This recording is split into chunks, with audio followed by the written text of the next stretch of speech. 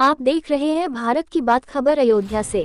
फैजाबाद सांसद अवधेश प्रसाद का इस्तीफा लेने पहुंचे श्रीराम सेना के राष्ट्रीय अध्यक्ष दिनेश कुमार सिंह।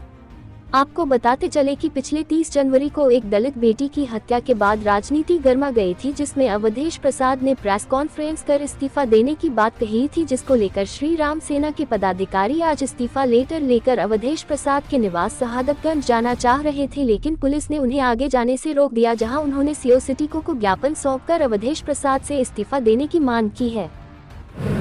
आज ये हम लोगों के लिए बहुत ही गौरव की बात है कि क्या नाम है कि भारतीय जनता पार्टी की सरकार में अभी देश के हमारे प्रधानमंत्री जी, उत्तर प्रदेश के यशस्वी मुख्यमंत्री माननीय योगी आदित्यनाथ जी बेटियों को लेकर के बहुत ही कठोर नियम बना रहे हैं, बहुत ही कठोर कार्रवाई कर रहे हैं। अभी हाल ही में मिल्कीपुर चुनाव था, सहनवा गांव में एक बिटिया की दर्दनाक मौत हुई, जिसको प्रशासन ने 24 घंटे के अंदर वर्कआउट किया। जो भी अपराधी थे, हम किसी जात का नाम नहीं ले रहे हैं, किसी भी जात के ऊपर राजनीति नहीं होनी चाहिए। हिंदुस्तान कई गुलदस्तों में बना हुआ है। माननीय सांसद जी, समाजवादी पार्टी के सांसद, आप लोकसभा यहाँ से चुनाव जीते, उनके परिवारवादी पुत्र अजीत प्रसाद को मिल्कीपुर से टिकट मिला, वो वहाँ से चुनाव लड़े। चुनाव दरमियान उन्होंने जिस ढंग से मीडिया के सामने आ करके उन्होंने बोला, घड़ियालू आंसू बहाए, प्रेस कॉन्फ्रेंस की, क्या यही समाजवादी पार्टी है? जो बेटियों के ऊपर, आप बेटियों को भी नहीं बख्श रहे हैं। अरे आप राजनीति करिए, क्या नाम है कि आकर के सीधे सीधे आप टक्कर दीजिए, वो राजनीति करिए।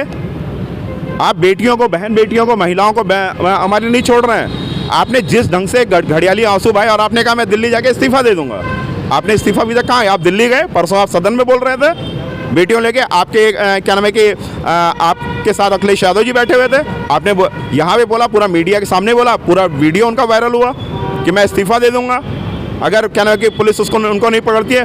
पुलिस ने 24 घंटे के अंदर, हम लोग उस कांड में गए थे और वहाँ पे 24 घंटे के अंदर पुलिस ने उन तीनों अपराधियों को पकड़ करके जेल का रास्ता दिखा दिया। और निश्चित रूप से ये बहुत ही बड़ी सफलता हमारे पुलिस प्रशासन को रही।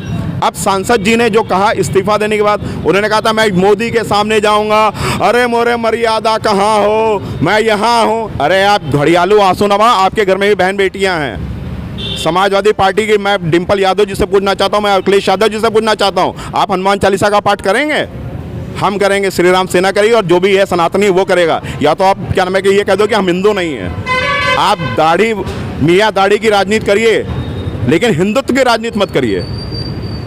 इसीलिए मैं समाजवादी पार्टी के सांसद, जो क्या नाम है, अब तक अपने आप को मैं राजा हूँ। कौन से राजा भाई? राजा तो श्री प्रभु श्री राम है। आप इतना अहंकार कि आप अपने आप को राजा बताने लग गए। तो अखिलेश जी, आपके राजा कहाँ गए? अयोध्या की जनता आज उनका इस्तीफा लेके टहल रही है, केवल उनको साइन करना है, मात्र वो आकर के साइन कर दें। तो आज इस्तीफा देने आए थे, तो वो नहीं, मुलाकात प्रशासन ने हमें वहाँ नहीं जाने दिया। लॉ एंड ऑर्डर की वजह से प्रशासन के यहाँ के सीओ क्या नाम है, सैलिन सिंह जी हैं, सीओ सिटी, उन्होंने क्या नाम है वो हमसे ले लिया। उन्होंने कहा कि भाई आप इसको हमें दे दिए, हम सांसद जी तक इसको पहुँचा देंगे। अच्छा, 1 मिनट, ठीक है, हम कह रहे हैं बेईमानी हुई, मान ले रहे हैं उनकी बात को, बेईमानी हुई, तो आप इस्तीफा दे दिए ना। कि आप बेईमानी के साथ जीते हैं क्या? सक्षम नहीं है सच जी, अगर इसका मतलब समाजवादी पार्टी ने टोटल लोकसभा में बेईमानी की है।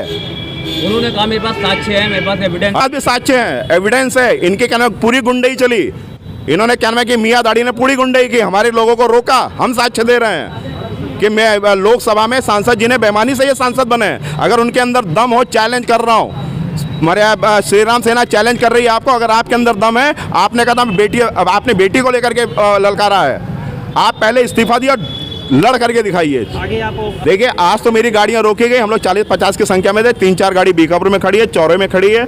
सभी लोग किसी तरह, हम लोग जो प्रदेश, जो आप राष्ट्रीय उपाध्यक्ष जी हैं, प्रदेश अध्यक्ष जी हैं, शिक्षा प्रकोष्ठ के हैं, सभी लोग हैं। जो मेन थे, हमने LIU को अपनी लोकेशन नहीं दी, हमने पुलिस को नहीं बताया कहाँ पर है, हम लोग गोरिल्ला युद्ध की तरह यहाँ पहुँच गए। लेकिन सांसद जी, चैलेंज दे रहा हूँ कि जब तक इस्तीफा ले नहीं लूँगा तब तक मैं आपका पीछा, क्योंकि मुझे कल पता लगा सांसद जी यहाँ आए हुए हैं, मैं आज पहुँच गया। अच्छा, इस बात को लेकर क्या आपको पता है कि आप आ रहे हैं?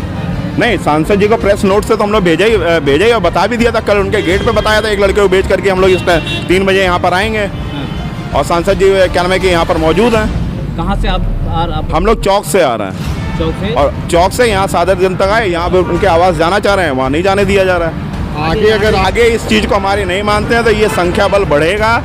शासन प्रशासन रोकने की उनका वो लॉ एंड ऑर्डर कायम करने की उनकी वो है। हम धरना प्रदर्शन करेंगे और अगर क्या नाम है कि उन्होंने 10 दिन के अंदर इस्तीफा नहीं दिया, अभी या तो माफ़ी मांगे या तो ये कहें कि मैं बेटियों के ऊपर राजनीति नहीं करूँगा, और माफ़ी मांगे सार्वजनिक रूप से, तब हम उनको छोड़ने वाले हैं, अन्यथा उनका इस्तीफा लेके रहेंगे। सदन चल रही है, क्या वहाँ भी आपको घेराव करेंगे? निश्चित रूप से सदन चल रही है, सदन के बाहर जाएंगे हम लोग, पहुँच पाए दिल्ली पहुँच जाएंगे अभी, क्योंकि हम लोग पोखरा में मंदिर बना रहे, स्टैचू ऑफ माता सीता प्रभु श्री राम का एक बड़ा प्रोजेक्ट नेपाल पोखरा में हमारे नाम बैनामा हो गया। मैं इसको क्या नाम है अभी मैं आपको बताऊंगा, अलग उसकी कॉन्फ्रेंस होगी।